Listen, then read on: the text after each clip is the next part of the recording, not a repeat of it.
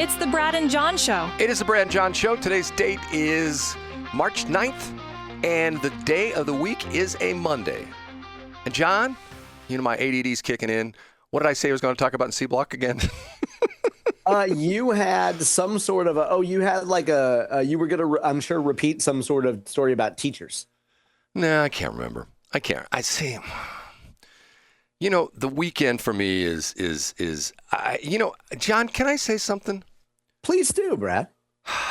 It's been 2+ weeks. Matter of fact, today is day number 17, day number 18. I still haven't gotten my videotape from the city of Chesterfield. I haven't found out what's going on with that. I need my body cam video. I'm still not recovered from having a car run over me. So I'm having some real... I figured that would only take a few hours if you get run over by a car. I'm still having some issues with that. And I did go see my doctor last week. And my doctor rolled his eyes, and I told him what happened. Because I didn't tell him initially. Matter of fact, he pulled up all the emergency room reports and stuff like that. Now, the interesting thing was they did blood work on me in his office, okay? And you know the amazing thing, being I'm a 90-year-old guy?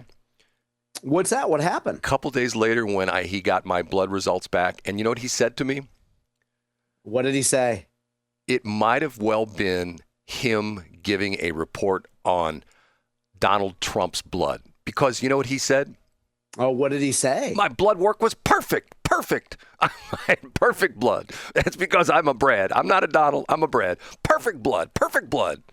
You imagine that? I got perfect blood. Yeah, I believe it. And the doctor you went to is listed on the Westplex Chamber directory. He's Dr. Odat Hertzow. So if people want to see the caliber of people that have signed up for the Westplex Chamber, Brad goes through spurts where he is real interested in the Westplex Chamber, and then he's distracted by a squirrel or a brand new domain. But among the totally legitimate profiles on the Westplex Chamber website include Dr. Odat Hertzow, John, Dr. Charles Snuzz, MD. He's a fake Chicago doctor. And then the joke that was worn out in the 1950s and 60s, Dewey Cheatham is a fake New Jersey law firm that signed up for the Westplex Chamber. John, can I tell you the reasoning behind that? Please do. When I was doing the free thing for the Westplex Chamber of Commerce, I had some Indian, and we're talking, as John would say, not a feather Indian, but a dot Indian, right? I had some Indian organization that was signing up all these people in other cities. Apparently what they were doing. Yeah, you told me about that. Right. They were getting SEO money to do all the kind of stuff they do for SEO, which is, I guess it's legal, but it's not ethical. It's okay. Questionable ethics. Yeah. It would be like having a fake professor write a kissing guide, right? That's a real professor. Brad. Okay. With an obviously AI-generated image. Anyway, the reason why you made up these fake doctor profiles is... I changed them. These were actually real people that I changed them. And what happened was, after they realized what I was doing, they stopped it. So it served its purpose. Because I gotcha. Okay. And you have the power to go in and delete them, right? But you're going to choose not to because that makes it look like there's more people. It keeps them away. It keeps them away. Because in fact, okay, it's like a repellent. Right, it's like right. You teamed up with the Off Company, and it's a spam repellent, is what you're saying. Yes, it worked because of the fact when they realized. Because what's interesting is the actual profiles they put in were legitimate, but with real guys' names, but they didn't put any pictures on it. So I went into ChatGPT. So you went and did like an AI. What would a doctor that's an Indian look like? What would Dr. Odat Hertz. Ow. Now, where does Dr. Charles Snuzz come from? No. That snuzz sounds like a bad word that I'm not familiar with from the 60s or something. Use a different definition or different usage of the U in there. Snooze, because he runs a sleep clinic. So it was Dr. Snooze. Oh, I get it. Okay. And if people, what you're saying is that if SEO scammers see obviously fake names, they're not going to view you as a soft target, but they're going to say, oh, this guy's on to us. We're going to move on. John, I have one. I haven't told you this story. I have one that I don't get. And probably there's some expert out there who will immediately, when I tell the story, will go, oh, my God, I know exactly what he's dealing with. Okay, this first happened on the bjshow.co site, okay? I started getting sales for things I didn't have on the website, okay? through. Okay, so like you're saying people would go to the checkout page. Is that what you're saying? Well, somehow or another, they're trying to scam me or do some kind of, I don't know exactly what they're up to. But one day when I went on the bjshow.co site and I looked at the WooCommerce, that's what I use on there, WooCommerce, which is a e-commerce platform. It's like a plugin. And one day in the past 10 hours, there were 300 purchases which had failed. And one after another, failed. Okay. But a couple of them went through at $20. So I contacted PayPal, which is, and actually this backfired on me because I contacted PayPal who's my paymaster on that, who clears all my purchases. And I think 3 of them actually went through for $20. And when I tried to contact the people to find out exactly what they thought they had bought on the bjshow.co site, the email addresses bounced back. The phone numbers they weren't on. It's phony or whatever. Okay, well, so you contacted PayPal, being a good Samaritan, and what happened? And they said, "Don't worry about it. Just take the money." Well, guess what happened a couple months later? You had to give a refund. And not only I had to get the refund, but then PayPal dings you for $20 each time someone backs out of a payment. So I ended up losing my $60. Plus I lost $60 for the scammers. Okay, so what I'm saying is there are ways you fight the scammers. So what I did was, and the interesting thing of this is there's one package they kept buying. So I went in and put that package. I changed the price to $99,999. And guess what? Nobody buys that package anymore, John. Yeah, there you go. The scammers are gone. Great workaround, Brad. So the same thing on my deal with my Westplex.com site with the Westplex Chamber. So no, this is what we weren't going to talk about this. We were going to talk about something else, weren't we? No. You had mentioned because you were kvetching about teachers, and I think we all got on our knees and prayed that it would be a new teacher anecdote. And you said we'll talk about that in C Block. I can't. It was about the education system. It drives me nuts because of the fact that it's so. Okay, maybe we should talk about we don't need to retread a monthly speech against the education system, and I think you covered it adequately early on. Okay. So new topic? Yeah, Brad, what you got? I'm asking you, John. Oh, I didn't know that I was free to submit topics in C Block. Yes. Brad, I had a great time driving around yesterday morning and hearing WFMB play on 104.5 here in St. Louis. They're a Springfield country station. And I heard Tanya Tucker yesterday morning, and I heard a bio of Tanya Tucker here. And then I drove straight to the Lutheran Missouri Synod. Right. And I said, hey, do you guys know that the Springfield radio station is interfering? And they were mad about it. That's sporadic John. Sporadic. I know. We're not going to talk about that because we've covered that adequately. Right. I saw that in St. Peter's. Did you see the story about 2 white people getting in a fight that involved a shooting? And then somehow the 2 white people called each other racial slurs? What were the racial slurs they called each other? Well, I got a snort out of you. I don't know, but it was brought to us by the Post-Dispatch this morning. And I didn't know that we were going to be discussing this or else I would have it up. But it turns out a woman who is in her early 40s, which I remember specifically because I think it's, I thought it was unique that she had teenage daughters. I guess she could have started late 20s, early 30s, something like that. But here's the story. St. Peter's mom went looking for her daughters at a party. She ended up shooting the host. The irrepressible Ethan Colbert brought us the story. A St. Peter's mother went to a party looking for her daughters and ended up shooting the party's host in the arm, new criminal charges say. Megan Cruz is 44. She drove to a home in the 1000 block of Crestwood Lane in O'Fallon.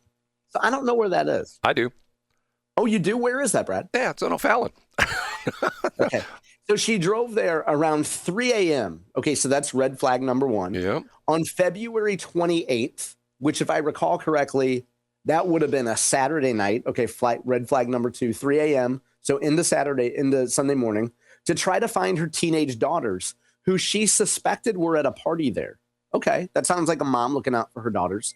When Cruz arrived at the home, the party had been broken up, and Cruz was approached by the party's host, a 19-year-old man. The host recognized Cruz as the mother of one of his friends and asked Cruz if he could sit in the passenger seat of her minivan. That's a fair request, right? Yeah. Hey, Mom, let's just sit and talk a little while. But the man refused to tell Cruz where her daughters were. He then began insulting her, calling her a series of racial slurs. And Cruz, who police say is white, began hitting him. You don't call a white woman some kind of racial slur. The two continued fighting outside of the vehicle, falling into the yard and punching one another. Cruz then pulled out a .380 pistol and fired. Police said she told him she meant to shoot over the man's head, but had merely tripped. That's her words. Had merely tripped and fired the gun.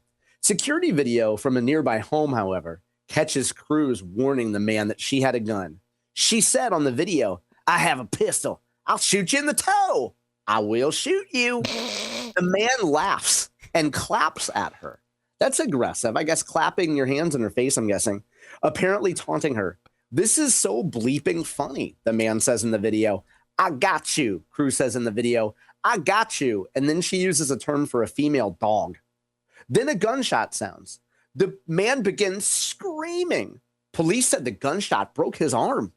And Cruz taunts him and calls him racial slurs. Here's the kicker.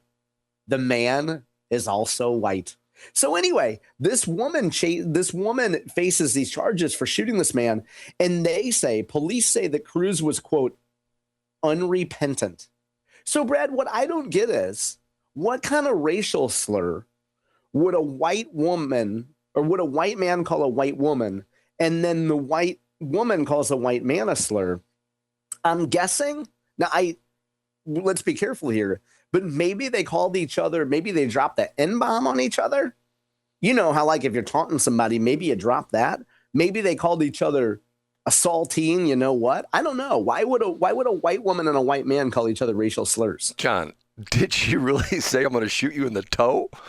Yeah, she said, "I'm going to shoot you in the toe," but she tripped, Brad. She's going to shoot him in the toe. She meant to shoot over his head. So that's a big difference between shoot him in the toe, which she threatened him with, and then she told police she meant to shoot over his head, but then she tripped, and tripping made her fire the gun that broke his arm. So there's something shady going on there. John, unless you're really good with a handgun, and unless you're like 2 feet away, it would almost be impossible for someone, like, let's say it's standing at 6 feet.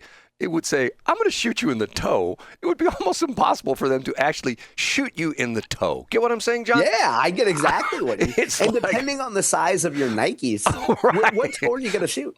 Right. I don't know, John. I read this. I have to say, I read this. And I thought, oh, here we go again. Cultural enrichment reaches O'Fallon. And then I saw the picture of a white woman.